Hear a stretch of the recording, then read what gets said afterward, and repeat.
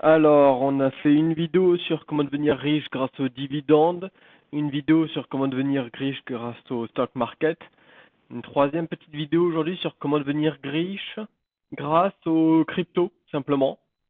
Donc, comment faire une méthode rapide, c'est d'investir dans des fonds d'investissement spécialisés comme BitConnect. Alors, combien est-ce qu'on peut faire? En mettant 1000 dollars en 3 ans, on arrive à 50 millions, ce qui est pas mal, hein. 40% de return par mois. Donc voilà. Il n'y a aucun red flag, hein, il n'y a pas de souci, hein, ça a l'air complètement legit. Bon, alors ça, je pense que tout le monde connaît, hein, le scam n'a pas duré longtemps. Vous allez me dire, c'est une vieille histoire, hein, 2016, 2018, des choses comme ça, 2017, ouais. Sauf que ça arrive tous les jours.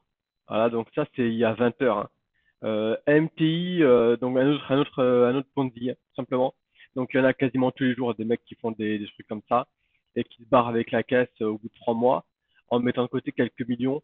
Donc voilà, donc ça c'est toujours un bon investissement. C'est toutes les boîtes comme ça, les fonds d'investissement dans le crypto qui vous proposent 50% par mois de taux d'intérêt, c'est sûr, il n'y a pas de souci, allez-y. Moyen de se faire pas mal de pognon. Sinon, directement, vous allez me dire en investissement dans une crypto, comme le Ripple, hein. Alors le Ripple, c'était la troisième crypto, hein, donc on prend des trucs safe comme top 3.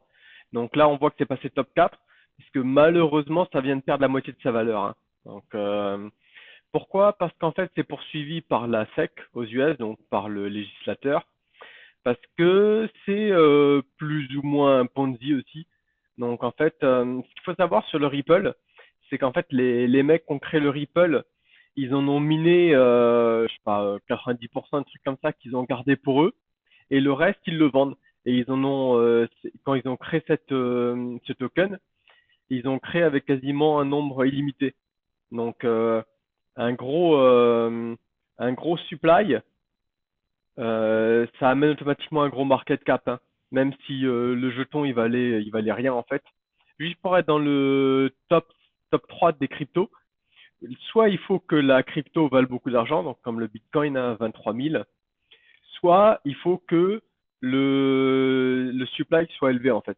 Que le market cap est calculé par la valeur du token multiplié par le supply. Donc voilà, si demain vous voulez être dans une top des cryptos, vous créez une crypto avec 100 trilliards de trilliards de supply à 1 centime et ça y est, vous passez devant le Bitcoin, donc ça paraît légit. Voilà, donc bon, ça c'est la même chose en français, comme ça, si vous préférez.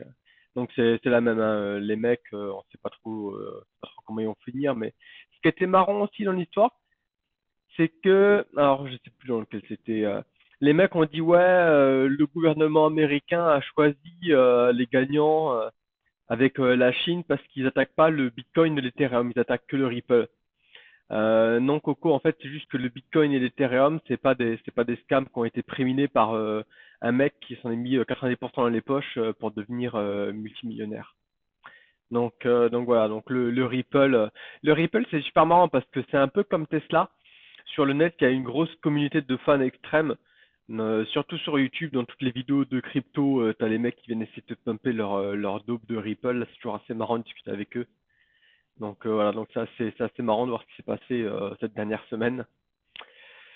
Voilà, sinon, pour finir plus sérieusement, non, il y a quand même des trucs un peu légits, hein. Le Bitcoin, c'est quand même, ça commence à avoir un petit peu ses lettres de noblesse avec les institutions qui commencent à investir dessus. Donc il y a MicroStrategy, hein, c'était les premiers à avoir bougé leur trésorerie du dollar vers le Bitcoin. Bon, après, ils sont partis un peu en couille, là, ils ont même pris des prêts pour acheter plus de Bitcoin. Donc, bon, peut-être un peu dangereux, hein. Et c'est marrant parce que ça rappelle la bulle asiatique, je sais plus de quelle année, où en fait les sociétés arrêtaient de faire leur activité principale juste pour trader sur le stock market avec leurs fonds. Bon, ça n'a pas bien fini, hein, mais ça me rappelle ça, donc c'est juste pour partager. Mais ouais, le Bitcoin et surtout l'Ethereum. Donc moi j'aime beaucoup l'Ethereum, surtout la version 2.0. C'est un peu plus, c'est probablement un peu plus safe comme investissement. Bon, c'est vachement dangereux, hein, donc faut pas mettre trop de thunes dessus, mais ça peut valoir le coup de mettre, je sais pas, ce que vous êtes prêt à perdre vous le mettez là-dessus, voir avec un peu de chance si ça peut monter ou pas.